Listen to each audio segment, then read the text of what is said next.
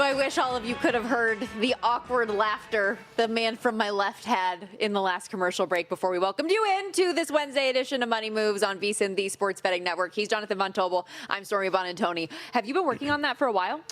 My handsome laugh? It's always been something I've thought about. So that's what it's titled before. Officially, handsome laugh. The handsome laugh. Like the rich mahogany, highfalutin kind of laugh.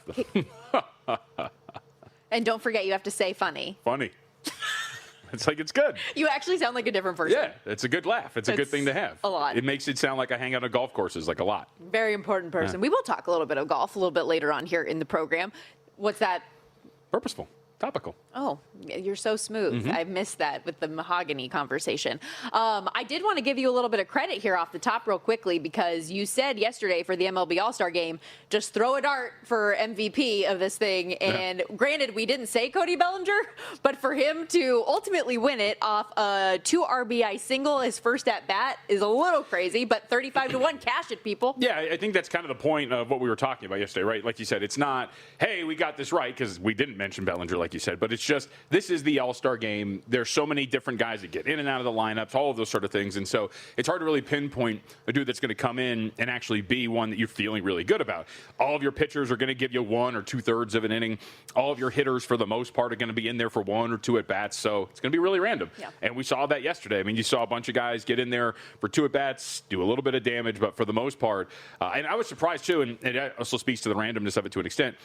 It was a game that was dominated by the American League pitchers. Yes. They were incredible, which, by the way, is hilarious because to go on the opposite end of credit, what did I say yesterday? I was like, I feel like the pitching edge is for the National League, and the Americans just went out there. Americans? All American, I guess. The American League went out there and dominated. But the whole point here being is just when there's so many different moving pieces and such small sample sizes of actual impact on a game, just throw the dart and just see what happens. And sure enough, Bellinger was where the dart landed. To your point on that dominance from the AL pitchers, National League only had 3 hits in the game, tied for the second fewest we've ever seen in an All-Star game. But, I mean, the strikeout numbers coming in hot on both sides. 15 strikeouts for the American League, 12 for the NL.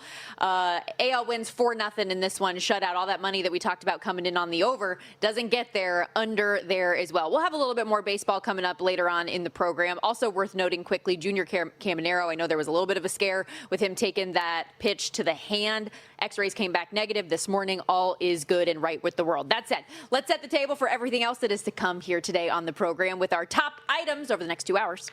It's time for the top headlines and topics of the day. This is The Rundown. All right, I'm excited for our college football discussion today because we will begin officially our Money Moves College Football Top 25 reveal. Every weekday in the coming weeks, we will unveil and preview 2 college football teams in our show's Top 25. This is an exercise we started a year ago, pushing it forward to this year, trying to give you guys actionable data and information of these teams as we go. Yeah, and look, to me at least, and I think to you to an extent now that we started to do this, but I feel like we're at college football season. I'm in the midst of writing for our college football guide. Make sure you check that out in our VSiN special at VSiN.com/subscribe. Mountain West Media Days, I will be there over the next couple of days as well for my local job too. So it feels to me like college football is here, and pretty soon camps are going to start. So or at least here we'll be able to get out to a favorite to win the Mountain West and the UNLV Rebels to see what they're going to be looking like up close. So I think football season's here, man, and it's all downhill in a good way from here because we're going to blink and you won't be here on Fridays, and we're going to be getting ready for a Super Bowl, and it's just going to be winter, and it's going to be awesome. At least you're prepared. You mentioned Mountain West Media Days. ACC Media Days also underway earlier this morning. That is actually one of the 2 teams that we will be previewing in our top 25 today as we reveal number 25 and number 24. We'll also do kind of an overview of the ACC at large and give you the nitty-gritty of the new tiebreaker situation so that hopefully they don't have Duke.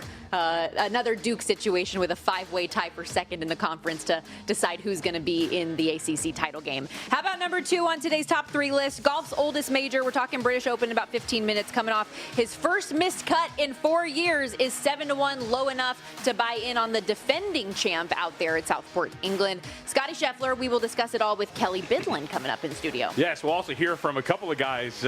Some maybe don't really buy their chances out there at the Open Championship, which is absolutely hilarious. Also, guys like Tommy Fleetwood, Fairway Jesus, on what he's going to do out there or what it would mean for him, too. And it would be big. I mean, we've obviously talked a lot about him, and he's been my white whale for a very long time in some of these majors. And for it to happen on essentially your home soil would be pretty good if he can pull it off. His odds, by the way, keep getting shorter. Now tied for third on the odds board at DraftKings with Matt Fitzpatrick at just shy of 18-1. But we will start on the pitch. Viva la Revolucion! JVT. Spain as a plus 120 dog to advance, plus 220 dog on the 90-minute line. Beats World Cup favorite France 2-0 yesterday to advance to the final on Bastille Day, no less.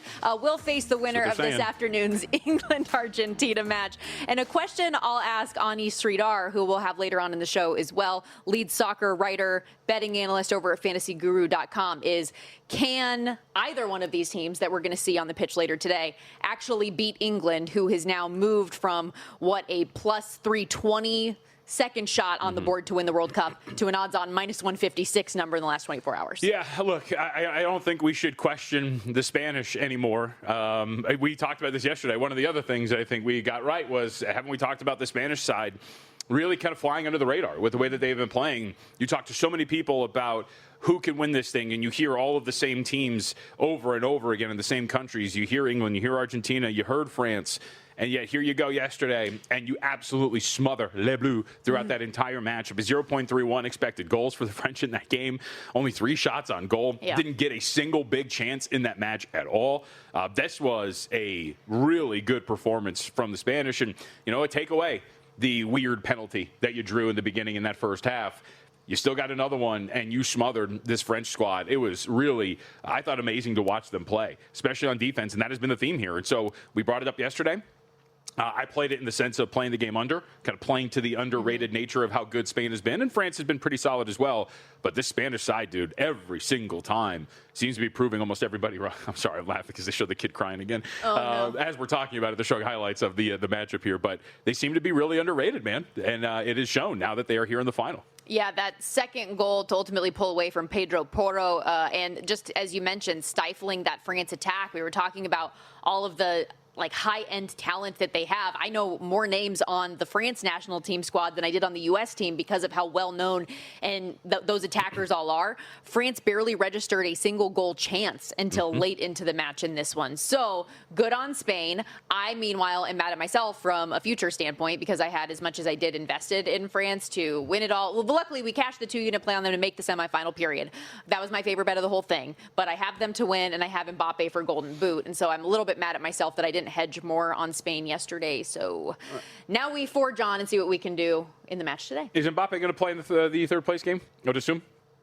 I hope so. Well, I just bring that up because it was brought up to me. It should be reminded because it slipped my mind that obviously you're still in contention for Golden Boot because you got one game left. And one local odds maker, told me yesterday was just that those third place games, you actually, you don't tend to have the same intensity on defense that you do. Okay. So you might have an opportunity there. Because think about what's at stake, right? I mean, in the final, again, to make the jokes, the tight checking in game sevens and, the slower pace in the NBA. So in a final, it's probably going to be super tense, super tight, maybe not as many scoring opportunities.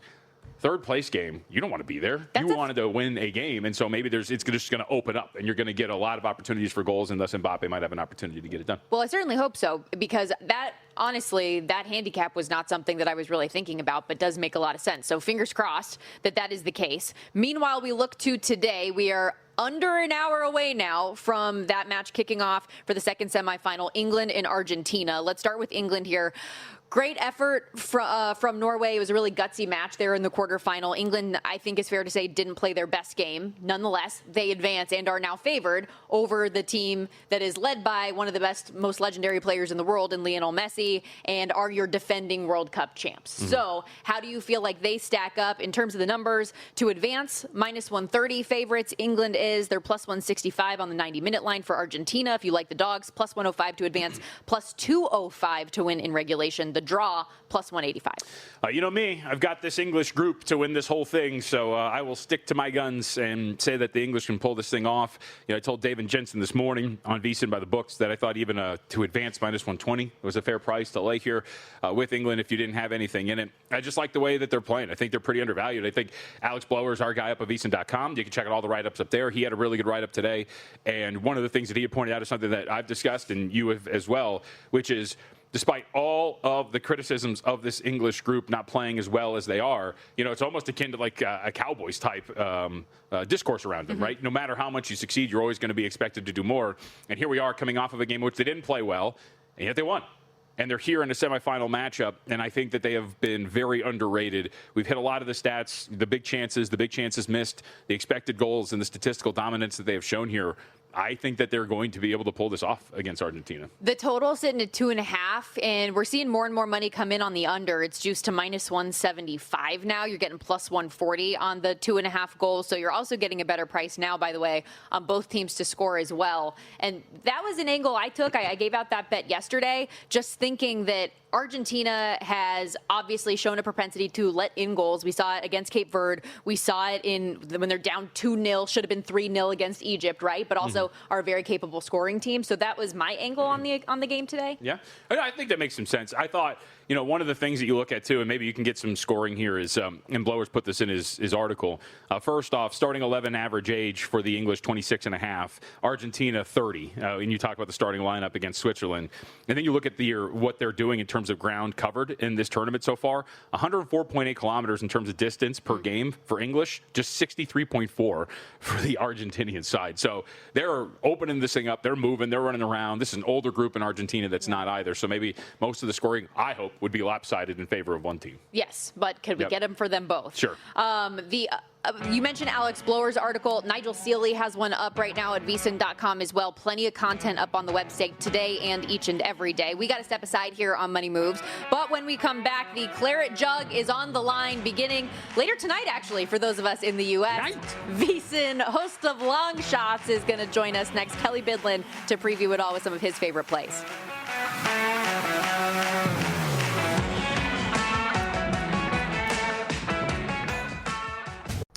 So you're listening to this podcast because you want an edge. But what if I told you you're only halfway there? You've got the mindset. Now it's time to get the toolkit to match. Here's the thing.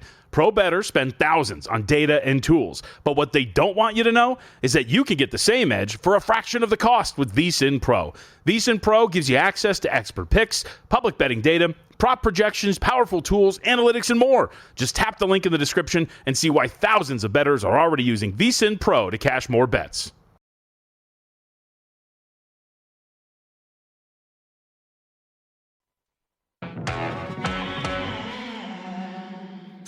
You're watching Money Moves here on VSiN, the sports betting network.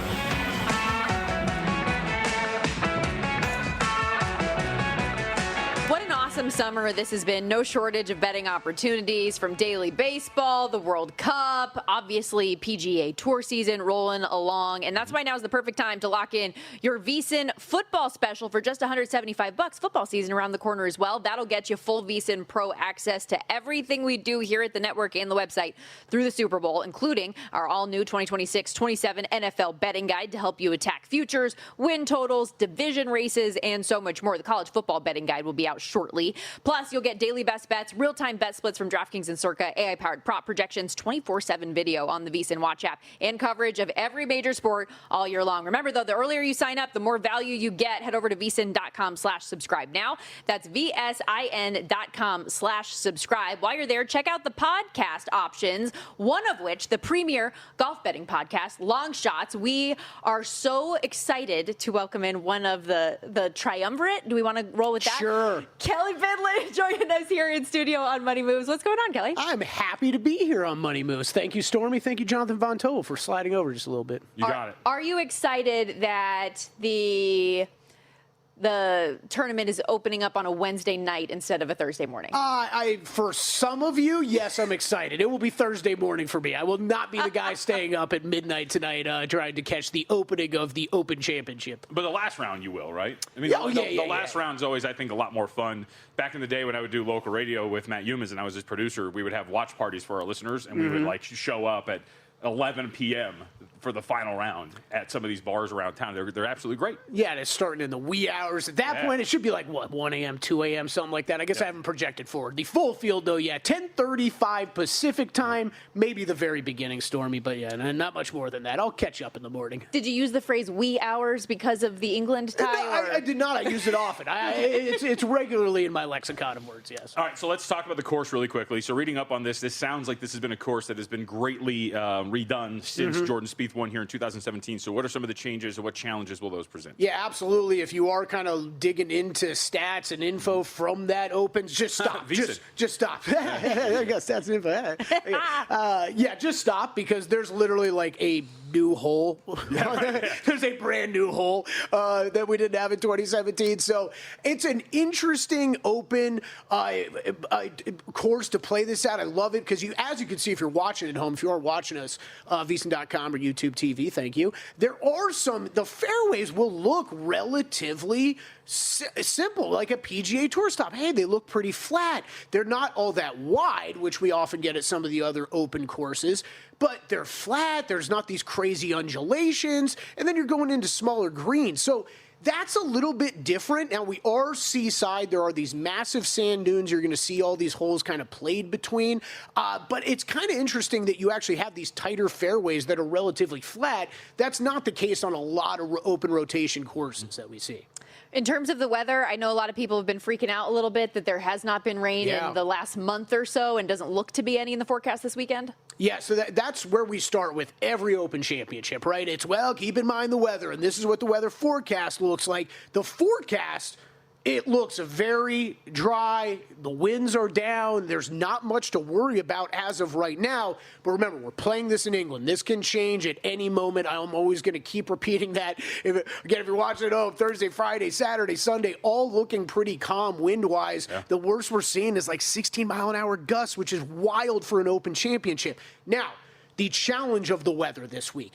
There hasn't been much rain in the area. It's been a very dry summer for like the past couple months. So this course, if you've seen any shots of it over the past couple days, it is dried out. It looks brown. That is because they haven't gotten rain. That means it's going to play super fast. Fairways, some of these guys that are shorter hitters off the tee, they're going to get further rollout on the ball down the fairway. These greens, already small and tough to hold. Usually we think about this as wind coming into play. It's going to make approach play tougher, and around the greens a little bit more important. Okay, take away the wind, fine, but because of how dried out the greens are, the ball's going to fly off the green so much more often than usual. So this is a really, really important tournament for approach, and at this course specifically, approach stats are going to matter a ton this week, because stopping that ball on these small greens that are really dried out is going to be extremely difficult. Yeah, to that point, I was watching this video of DeChambeau with the 3 wood where he swept cut it, and it just bumped and ran all the way to the green. So it speaks to what this is looking like here. All right, so let's talk about some golfers then, but I want to start specifically with the big name as usual, because a lot of the conversation has been the pricing around Scottie Scheffler, but you follow these markets every single week. So how big of a deal is this really when you're looking at Scheffler in the range of 7-1, 750 as an outright, plus 145 for a top 5, only $130 in top 10? How crazy is it considering where he's been priced? Look, it's fascinating. It's a fascinating conversation. It's really made, I think, golf and these majors fun to talk about here the past couple months, because this is the worst Scottie Scheffler's played in the past couple years now for Scottie Scheffler. Is he still the best player on the PGA Tour? Yes, he's still the best player and the best golfer in the world. So if you want to say, man, I'm getting 8-1, I mean, I've seen 9-1s out there on Scottie Scheffler. It's a major. There's boost opportunities, a lot of these books, too, you can take up. You can get this up to close to 10-1.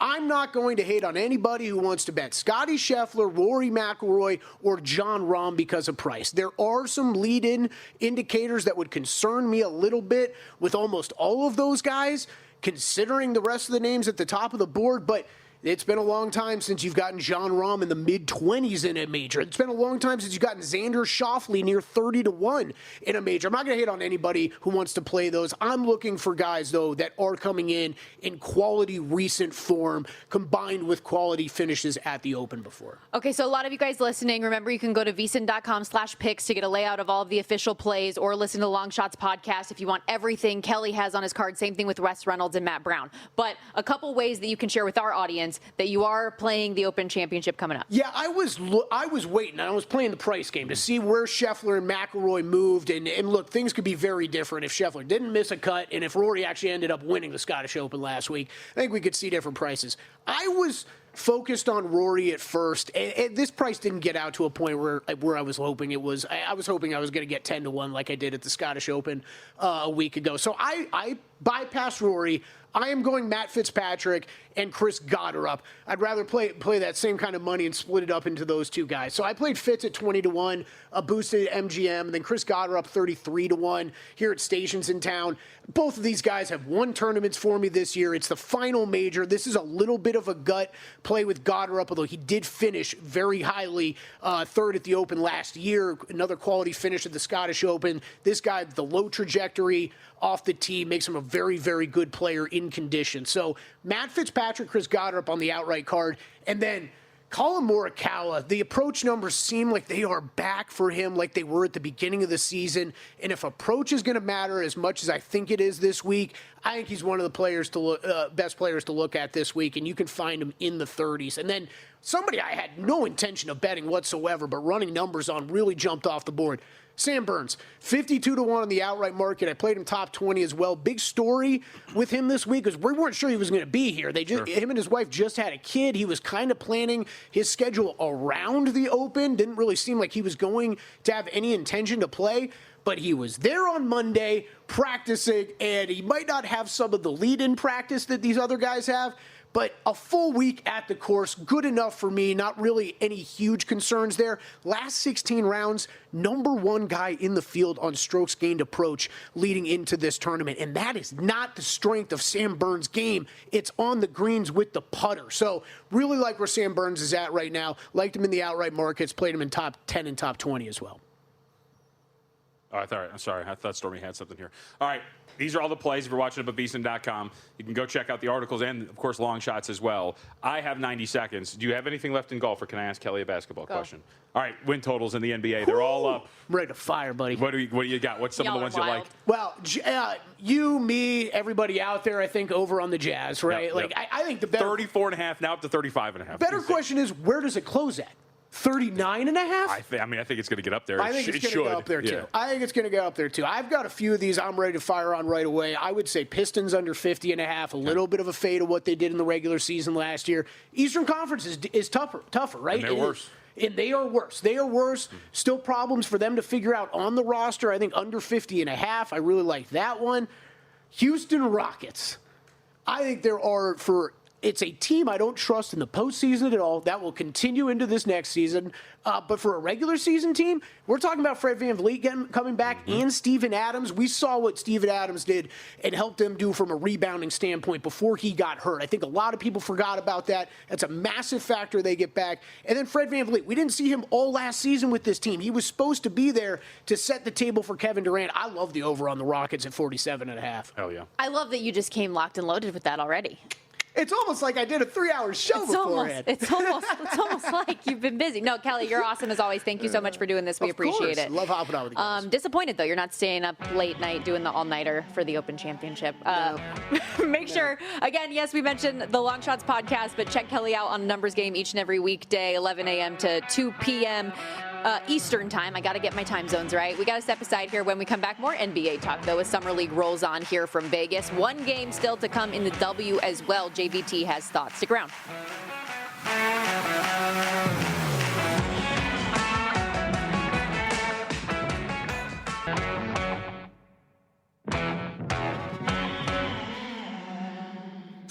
You're watching Money Moves here on VSiN, the sports betting network.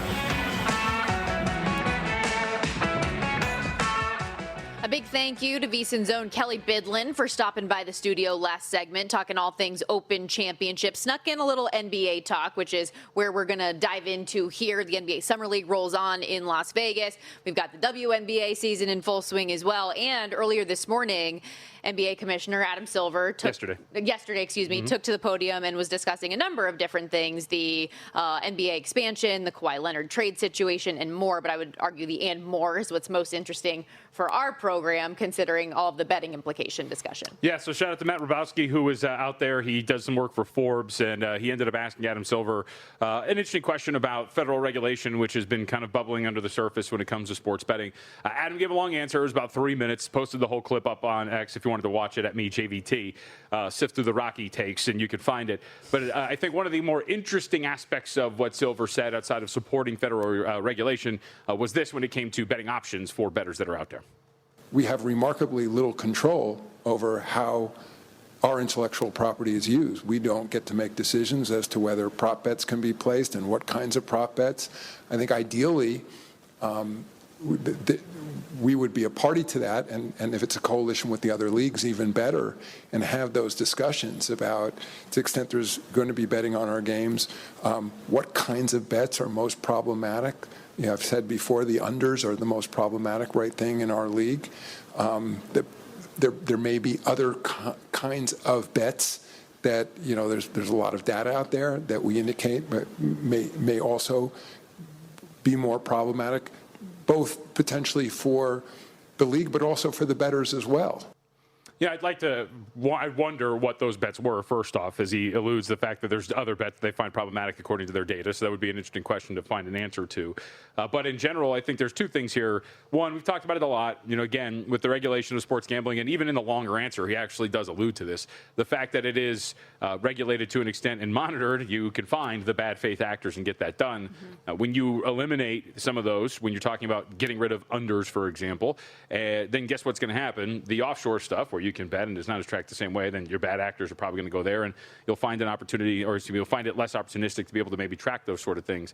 And the aspect of having control over what is offered, I think, is a wrinkle that has been brought up a couple of times here, which I don't think you should have control over what is offered if you're the NBA. You know, the sports books know exactly what they're doing, and so to have that control, I don't think will be part of any federal regulation, and I don't think federal regulation is coming anytime soon. But interesting to hear that one of the we'll call it the forefathers, because if you remember, right around the time that PASPA was struck down, Adam Silver had a big op-ed that really kind of pushed that forward, now starting to toe the line of now wanting federal regulation. And the other thing he talked about was dealing with all the jurisdictions, right, because every single state is different as opposed to a singular entity. So we'll see if it comes through, but interesting words from a guy who is dealing with a league that has had some controversy over the last couple of years. And that's where I was going to go. Like, I think I understand from his standpoint trying to say some of the things that he has, given that his league has had some of the most damning and indictment-worthy things that have come across, whether it be Rozier, Malik Beasley, the Jonte Porter obviously being expelled from the league. They have had some of the more serious instances that have come to light, and so trying to get to the forefront of it as much as you can. That said, before you teed up the soundbite, you mentioned sift through the Rocky takes. Why do you do that to people? I am genuinely curious. You post things specifically just to dig at our audience sometimes. One, yes, but two, it's stuff that I genuinely believe, though, so that's one thing. You can call me, engage in farm, whatever it is. I believe the things that I say, and unlike some of you cowards, I will stand by my words 1,000 times. So yes, I don't think Rocky's a good movie because they're coming out with a new Rocky movie. Well, it came out in the 70s, so of course you don't like it. You don't watch anything that comes out prior to your birth. So they're coming out with a movie that is about Sylvester Stallone making Rocky. So it's a movie about making a movie. Okay, yeah. I like that sometimes. And so my take was like they're making a movie about making a bad movie. But then you had to bring Pearl Harbor into the conversation with not the actual historical event. Disagree. But somebody. But another movie about correct. The event. Yes. Somebody told me that it's won Best Picture. It's like, okay, well, Pearl Harbor has an Oscar. Like that's not a measuring stick for success. You hate that movie. I love Pearl Harbor. Who's the other guy in it? Had both VHS. Josh Hartnett. Okay, I know it's Ben Affleck, right? Yeah. That movie sucked. It was great. Yeah, the movie was we are talking NBA though, believe it or not, here, and NBA Summer League continues. Speaking of the Philadelphia 76ers. Yes. Speaking of Rocky, Philadelphia 76ers, NBA Summer League. Well, why couldn't you just not talk and let me finish what I was going to say? I am genuinely curious though what there was no clunk. That was one time where there wasn't clunk. Most of the time there is. For this in particular, I know there are some big takeaways that you have already for Summer League. What can you share? I mean, the fact that our Atlanta Hawks are 3-0 and in second place. This would be brutal because they can obviously still finish 3-1. They have one game left, but they have a point differential of plus 15.3. We just need to get them into the dance. Storm, if we miss out again with the Atlanta Hawks, just on the playoffs in general, you have to tell people what happened last year. Last year, myself, Will Hill, quite a few others, we had the Atlanta Hawks at 85-1 to win the NBA Summer League, and we nailed it. They went undefeated, 4-0. But point differential, and I believe there was 5 or 6 4-0 teams. They did not make it into the postseason. The postseason consisting of 4. So we have these standings, by the way, if you want to check these out, and compared the odds with them too, because there are adjusted Summer League odds up here. The line that you see is, of course, your top 4 teams for the postseason. And I do think there's actually something interesting being represented in these standings. So you have the Los Angeles Lakers, who are 3-0 with the best point differential. They're plus 240. They're the second choice on the board. Hawks, as we just mentioned, also 3-0 with the plus 15.3 point differential, plus 220 on the board. And they kind of let go of the rope in the fourth quarter against the Celtics the other day. Won't hold it against them. The Nets, how about this? This is why these results, and this is a crazy kind of setup because, again, it's small sample size, doesn't really mean much. Did you see what the Nets did yesterday in the NBA Summer League? They go out and they take on the Sacramento Kings yesterday. They beat the absolute bejesus out of them, 115-83. They were up 38-18 in the first quarter. But again, point differential. So they thrust themselves upwards at the top of this glut of teams that are 2-1 with a plus 17 point differential at 2-1. They're plus 370 to win this thing right now. And then you get the Houston Rockets, who are 2-1. They have a plus 8. The reason why I say there's something interesting represented in the standing story is, and this is somewhat subjective. And when you look at and evaluate these teams, I think sometimes when you look, I get confused sometimes. But the Warriors. You had to Google a word I used earlier today? Yeah, what word was it? Triumvirate? Yeah, triumvirate. I wanted to make sure you were right, but whatever. Why don't you read a book? Golden State. They are a team that has a recognizable name that everybody is excited about in the Axel Landenborg, and they started off pretty well. We've seen them in the California Classic. But there they are on the outside looking in, 2-1 with a worse point differential than the 2-1 teams that are ahead of them, and yet they're 10-1. And so what I'm bringing this up is I think a lot of the times you see with these individual games and with these future odds that the market will just kind of look at this and go, I recognize that player on that team, and they're playing relatively well. Let's price them higher than Team X. The Rockets, they have a better point differential. They're 2-1. They've outscored their opponents by 8 points per game, and they're 14-1. So I think that's kind of represented in some of these individual games, but you're also seeing it here in the standings. Whole takeaway is, let's go Hawks. Please, can we keep this together? And the Grizzlies as well. I have a ticket on them, and then the Magic too. They're all in that glut of teams at 2-1, but you can't really pray for that because, point differential, you need them to blow somebody out to move upward. So our biggest shot here is the Atlanta Hawks. We'll see if they can hold on. How much have you been betting day today? Not really. Not really. Yeah, that's because I noticed you haven't had any best bets really lately in the end of the show. I just think you're trying to catch a falling knife with that stuff. Yeah. You don't know. You can try to evaluate these guys, and you can go back if you have the time to look at college stats or what they've been doing in Europe if they've been playing there, and understand a type of archetype of a team that they're going to have if they have shooters, everything. But at the end of the day, you don't know until close to game time when these guys are going to play. And you just don't know how they're going to play as a team overall because they were just put together a few weeks ago. We brought up the example a couple of days ago. Pistons go off as a 9.5-point favorite, end up losing by 10. We can go down the list of these teams that either get bet up or the market sets a pretty high price on game to game, but it's just so hard to evaluate them that I just don't really want any part of trying to contain the madness, if you will. And that's why, again, I just prefer the large sample size stuff. Let me evaluate the roster. Let me look at what you've got and say, I think over the course of 4 games, I can get you into a semifinal, essentially, because that's what it is, right? It's just a single elimination 4-team tournament, and then you can make some money off of that, and that's why I like to do that. So Hawks are it, but I'll say this, because you said there's a couple of things here. So yesterday I made the blasé statement of, I think the scoring's up a little bit. So it turns out I was kind of right. So I wasn't just speaking out of my ass. You had a couple of things here. First off, if you've just bet the overs so far in these games in the NBA Summer League, 26-19 to the over. So you're hitting at about a 57.8% clip. So again, if you bet every game over, you're up. So I don't know who's been doing that, but it just goes to show what we've been talking about. I've felt the scoring has been up, and it has shown that. How about this, too? This is a really good example of market adjustments. The average total on the opening night of the NBA Summer League closed at 179.1. Yesterday, it closed at 181.7. And yesterday was a day that the games went over the total. I think it was 5-3 to the over, if I remember correctly. So you see the average total today, 180.3.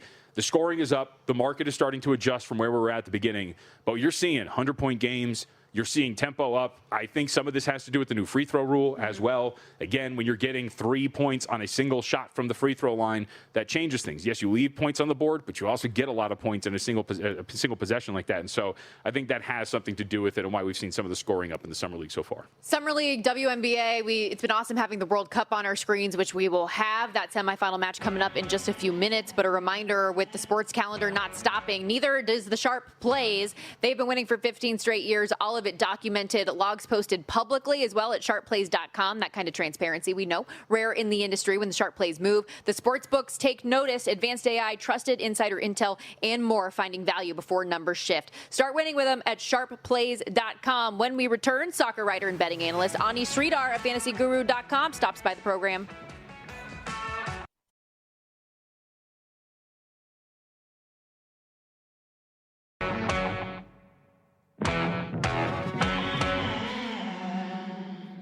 You're watching Money Moves here on VSiN, the sports betting network.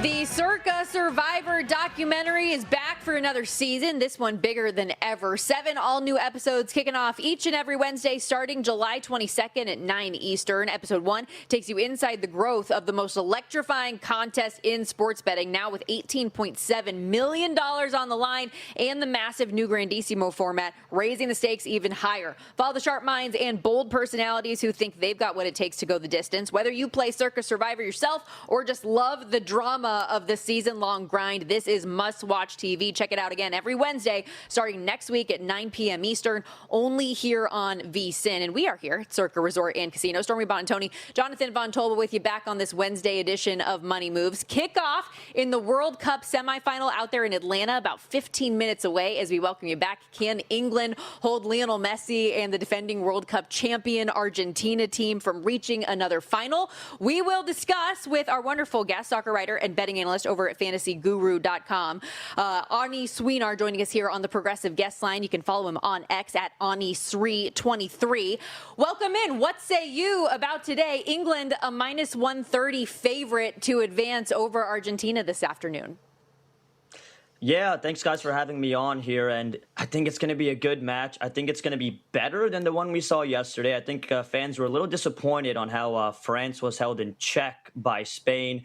This one's going to be a little bit more back and forth, played in the midfield. We've already seen tactical changes by both managers here. England making different lineup adjustments. Reece James in at right back. Morgan Rogers getting to start at right wing, where Bukayo Saka and Noni Madueke have been starting for England. I think Thomas Tuchel, the England manager, wants some more help in that midfield. And on the other side, Argentina benching Rodrigo de Paul and going with Giuliano Simeone over there on the right wing at right mid. I think this is because we saw Switzerland have a lot of success on that left side of the field, and he thinks Simeone is going to be able to track back and play defense more. But at the end of the day, I think England gets the job done here against Argentina and will face Spain on Sunday.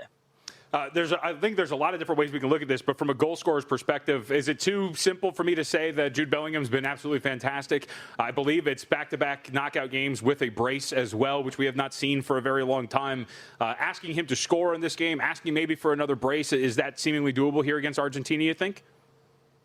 Yeah, absolutely. I mean, big game Jude at it again. I like him goal or assist at plus 145 in case someone else gets involved here for England. Like I said, off that left wing, I like Anthony Gordon as well. Shot on goal at minus 110 for Gordon. His likely substitute would be Marcus Rashford that comes off the bench. Another guy that can get a shot on goal, especially on books where you still get credit for the substitute when he gets a shot on goal. I like that for Anthony Gordon. Jude Bellingham, 2 shots on goal, also at plus 190. I think we've got to play that here just from what we've seen so far in the tournament. And I know a lot of people are looking at Golden Boot futures, and Messi and Mbappe tied with 8 right now at the top. Jude and Kane right behind them with 6 each.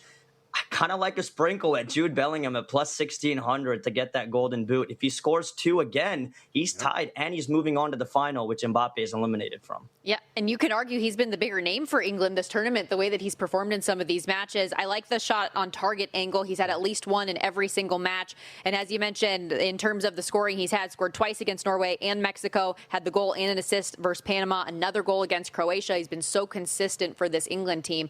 Meanwhile, for this match today, you look at the total sitting 2.5 goals. The under juiced to high heaven right now, out to minus 175. We talk about the goal scoring prowess that the England team has, and obviously we know Messi on the other side. What do you make of this total? Yeah, I mean, Argentina have scored at least 2 goals in every game this tournament. I do like the under here. I think it's going to be a dogfight. I see this as a 1-1 draw after 90 minutes. So I kind of like the plus 190 for draw here. I think this game goes into extra time. Argentina, 2 of their 3 knockout round games have gone into that extra period of 30 minutes. We just saw England go to Norway, go to extra time here. If we do see goals, I think fans will be really pleased. I think that's a contrarian play here, going with the both teams to score and the over 2.5. At this stage of the tournament, we just see these teams kind of hunker down. We saw it yesterday where there was a 2-0 game for Spain. I think we see a low-scoring affair, but plenty of chances because I think both these goalies do show up in big games. We saw Pickford do that against Erling Haaland and Norway, and Emi Martinez. He's been here before, and if it goes to penalties, I think he'll be there again for Argentina. So I think England needs to wrap this up within 120 minutes. Who does Spain want to win this? Who do they match up best against? I think they're better against Argentina, to be honest. I know the Messi flair is there, but I think England has the better depth. I think before the tournament even started, I think England, I said on paper, should win the World Cup because of just the talent they have on their team with how many players play overseas. Spain's right there with them, how they can just rotate players off the bench. I think England has the better shot of knocking off Spain, and Spain would much rather see Argentina. Ani Sridhar, lead soccer writer over at fantasyguru.com, betting analyst, joining us here on the Progressive Guest Line. So with that in mind, you look at the updated World Cup odds right now. Spain, following the win yesterday, out to minus 156 to win it all. England 3-1, Argentina 4-1. Would you have any interest taking a shot on one of these dogs, or is it Spain's to lose? So I have a pre-tournament future on Spain already. So, don't want to toot my horn there, but I do. But so, I've got that covered already with Spain. But I think there's a decent bet here on England at plus 300. I do think this might be the year that it's coming home for those English fans. And hopefully they're singing Wonderwall after the game today and on Sunday at MetLife Stadium. In terms of just generally what we see, these third-place games, how do they kind of play out? Because we were discussing maybe we don't know what the total's going to be, we don't know what the matchup's going to be, but playing it over, just considering the air's out of the balloon, you get really nothing to play for. But how do those games tend to go, the third-place matchups that we're going to see this weekend? Yeah, you're going to see a lot of lineup rotations here. I highly doubt Mbappe, Dembele, Olise, those top dogs for France to even play in that matchup. You're going to give guys that haven't even touched the pitch yet a shot here. If you have an Mbappe Golden Boot future, I'm sorry, I don't think it's going to come to fruition. Why'd you have to go there? Oh, kill me. Hey, maybe France says, let's get Mbappe a Golden Boot because that's all we have to play for, and they start him. And maybe he plays 30 minutes, try to get him an easy one early on. But, yeah, I think the over is a safe play there in that game as young players are going to want to just make a name for themselves, or guys who are in their last World Cup ever, like we've seen in the past with like Olivier Giroud and the likes, just get them one more time on that big stage. Man, I'm devastated. I told JVT earlier I hedged a little bit on Spain because I had France. I was heavy France futures and Mbappe for Golden Boot, and I really thought they were going to win yesterday and Spain to beat them 2-0. That defense, how good is that group, right? Conceded a single goal this entire tournament. They've been unbelievable. Yeah, and the catalyst has really been Rodri in that midfield.